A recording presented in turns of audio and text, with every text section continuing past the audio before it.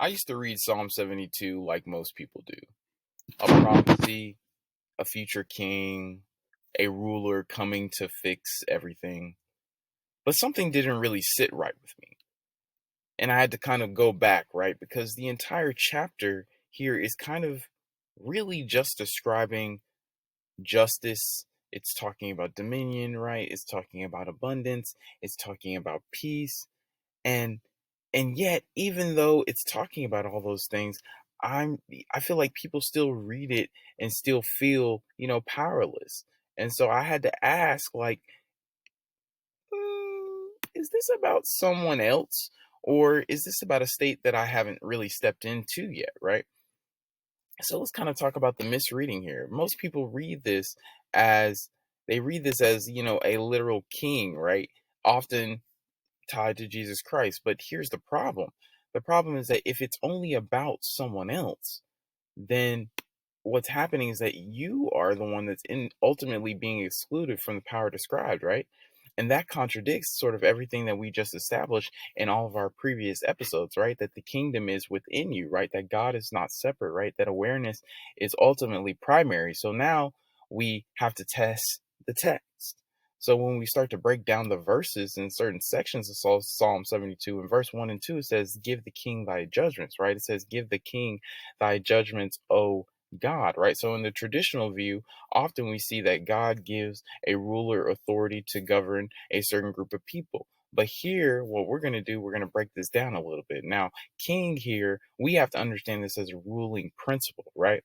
And judgment, we have to understand here is discernment. So the shift that's happening here is this is not about a person sort of ruling others, right? This is about a state of consciousness, right? That is ultimately ruling your reality.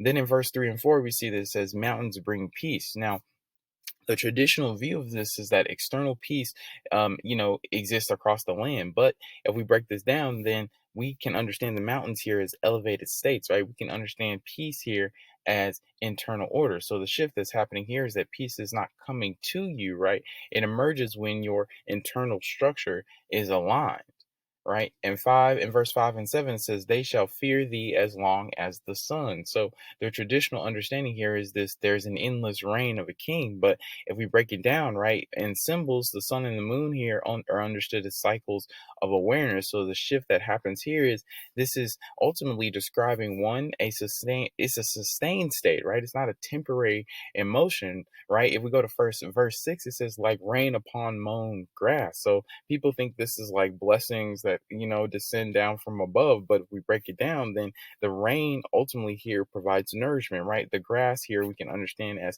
a receptive form of mind. So the shift that's happening here is that growth happens, right, when the mind becomes receptive to higher forms of awareness. In verse 8, it says, "Dominion from sea to sea," right? And then people think of this, yes, of course, as global rule.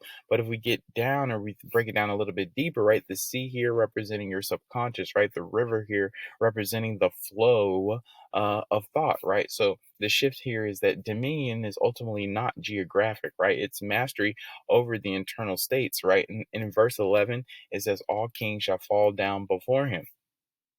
People think of this as, all nations submitting, but to one king. So how can you, apply that to your own life, right?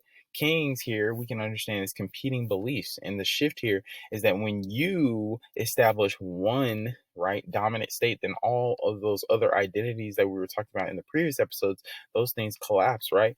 In verse 12 and 14, it says, "Deliver the needy," right? Now, traditionally, we understand these things to be, forms of social justice. But if we break it down, then we can understand the needy as like those fragmented parts of ourselves, right? And so the shift here that is happening is that you're not saving others first, right?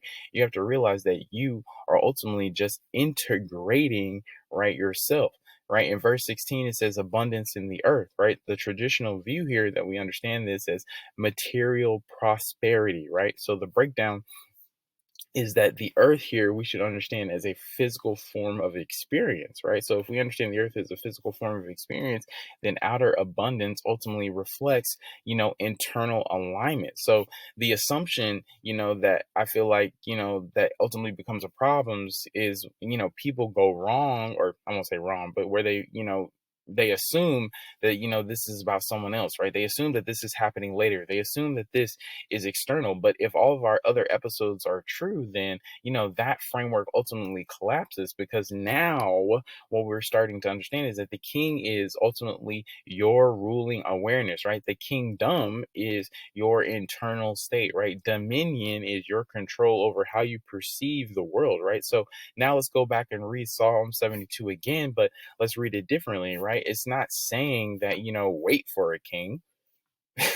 right? It's saying, become the state where order, peace, and authority sort of ultimately do exist, right?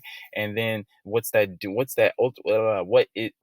is doing to the psyche is, look, like right now, notice your thoughts, right? They move, right? Your thoughts move, they shift, right? They compete with one another at certain different times. Now ask yourself, right, what is ruling those thoughts, right? It isn't perceptually just the mind, it's something deeper, because something is always ultimately in charge of even your mind, right? It could be producing fear, it could be doubt that's in charge of your mind. It could also be awareness itself that's in charge of your mind, right? But what Psalm 72 is describing what happens when awareness, or the king, becomes the ruler, right? And so what we can understand is that, we've been reading this, sort of as a prophecy, but what if it's a blueprint, right? What if it's a blueprint not for someone else to fulfill, right? It's not for someone else to fulfill and be king, but it's for you to ultimately step into, that role. Now, at this point, I can kind of already hear the questions, right? A lot of people are going to be like, well, if everything is ultimately internal, then what about helping people, right? What about the poor, right? What about the oppressed? And obviously that's important, right? But I think this is where a lot of people think that this perspective ultimately falls apart. But what it does is it actually exposes something a lot deeper, right? Because if we went back to the text, right, in Psalm 72, it's saying he shall deliver the needy when he crieth, right? It says he shall spare the poor and needy, right? So the traditional reading, we obviously understand when I was talking about social justice, and we're talking about, a righteous ruler helps people externally, right? Feed the poor, protect the weak, do good in the world, right? And obviously, let me be clear, right? That's not wrong, you know what I'm saying? But here's the question that you have to ask yourself that a lot of times nobody really asks is this: where does that action ultimately come from, right? It's like, where does that action come from? Because two people themselves, they can give money, they can help others, right? They can, serve the needy. But one person is ultimately doing it, from a place of guilt, right? A place of feeling like obligation, a place of obviously moral pressure. And the other person is doing that from, they're doing it from alignment, right? They're doing it from wholeness, right? They're doing it from an overflow of the things that they feel that they're entitled to, right? And those two positions, those two things are just not the same. So the distinction that we're saying is that the text is not just ultimately describing what the king does, right? It's describing ultimately what happens when, we understand who the king is, right? He shall deliver the needy. Why shall he deliver the needy? Because his nature is already ordered, right? I.e., he is the king. Therefore, the shift that's happening here is that external action is not the foundation, right? It is the result. And that's where a lot of people misinterpret the internal and the external, right? And when your internal state is, ultimately fragmented and, discombobulated, you feel fearful, you feel ego driven, then your help becomes, the first top part, right? It's talking about controlling, it's very performative, it's very inconsistent, right? But when your internal state is, aligned, you know what I'm saying, ordered, whole, you're becoming aware, then well, a little stable, you know what I'm saying, then it looks like, helping others becomes, is this natural process, right? It's not forced. And so when you try to understand, the external is primary, then people try to, it looks like people acting righteous, right?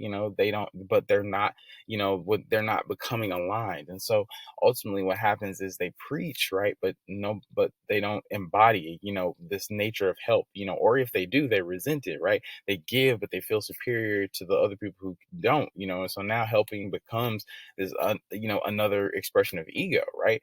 And so Psalm 72 is not saying, oh, hey, go fix the world first, right? It's kind of showing us, what happens when the ruler or the king, i.e., your awareness, is ultimately established